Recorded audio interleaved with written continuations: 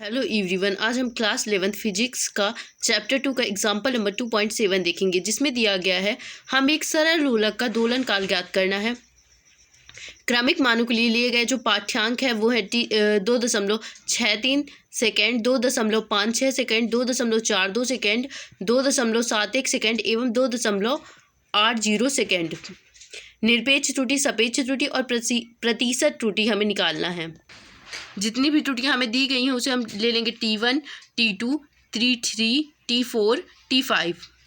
अब औसत दोलन का लोलक का पहले हम क्या करेंगे, औसत दोलन का निकालेंगे। तो औसत मान क्या होता है, टोटल जितने भी हमारे पास है उनको प्लस कर देना है और उनकी जो संख्या होती है उसको प्लस कर देना है, यानी कि T1 plus T2 plus T3 plus T4 plus T5 upon 5। ये नंबर्स ऑफ एलिमेंट, कितने एलिमेंट है, 5 एलिमेंट है, तो ये हो गया हमारा 5।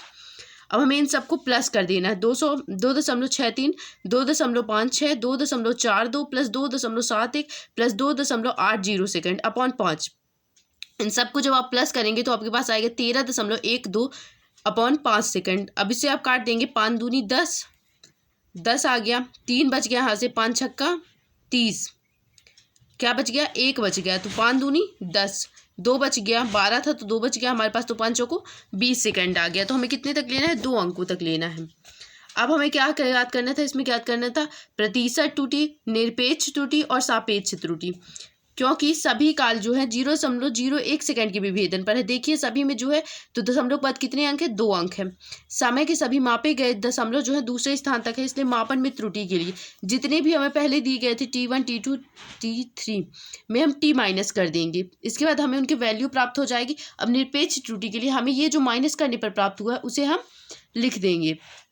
देखिए 0.01 हमें मिला था, इसे माइनस करने पर 0.6 मिला था, 2.56 में माइनस करने पर 2.42 में माइनस करने पर मिला था माइनस का 2 क्योंकि हम 2.42 छोटा है 2.62 से, तो हम 2.62 में 2.42 माइनस कर रहे हैं, इसलिए क्या आएगा, माइनस का आएगा।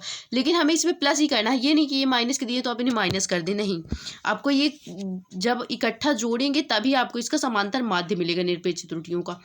तो इन सबको जोड़ने पर हमें मिलता है 5.04 अपॉन 5 सेकेंड। अब आप इसको काटेंगे तो आपके पास आ जाएगा 0.11 सेकेंड।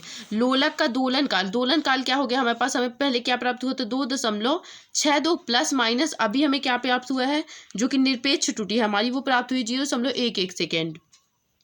अब इसके मान रखने के लिए हम इसे एक बार प्लस में लेंगे, एक बार माइनस में। जब प्लस करेंगे तो हमारे पास मिलता है 2.73 सेकेंड, एवं जब माइनस करते हैं तो मिलता है 2.51 सेकेंड। तो हमें क्या लेना है, दशमलव, इसमें दिया हुआ है कि हमें दशमलव के एक अंक तक लेना है, ठीक है। इसलिए T इक्वल टू हमारा क्या हो गया, 2.6, ठीक है। 2 अंक तक लेने कोई फायदा नहीं, इसलिए हम क्या लेंगे, 1 अंक तक लेंगे, तो 2.6 और 0.1, ठीक है। अपेक्षिक त्रुटि जब हम निकालना है, ये हो गई हमारी निरपेक्ष त्रुटि। अब हम निकालना है अपेक्षिक त्रुटि का प्रतिशत। निरपेक्ष त्रुटि हमने कैलकुलेट की थी जो थी 0.11 सेकेंड। ये हमारी सापेक्ष त्रुटि है जो कि 2.6 प्लस माइनस 0.1 सेकेंड है। अब हमें अपेक्षिक त्रुटि का प्रतिशत ज्ञात करना है, जिसे हम डेल ए से डिवाइड करते हैं। तो यहाँ पे आ जाता है 0.1 अपॉन 2.6 गुणे 100। अब हम इसे काटते हैं तो यहाँ पे अगर हम दशमलव हटाएंगे तो यहाँ पे आ जाएगा, दशमलव हटाएंगे तो 1/26 गुणे 100। तो हम इसे पूरी प्रतिशत त्रुटि लानी होगी, तो 25 चौको 100, तो 100% आ गई।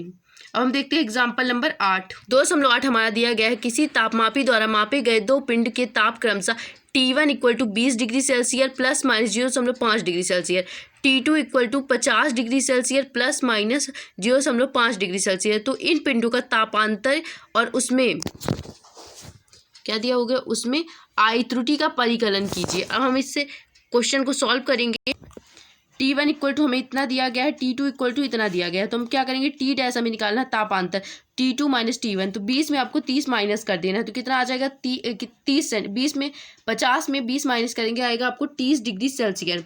अब ये हमारा क्या है, प्लस का ये माइनस और ये माइनस प्लस हो जाएगा, इसलिए क्या करेंगे, हम इसे जोड़ देंगे तो आ जाएगा हमारा 1 डिग्री सेल्सियस। यही हो गया हमारा तापांतर।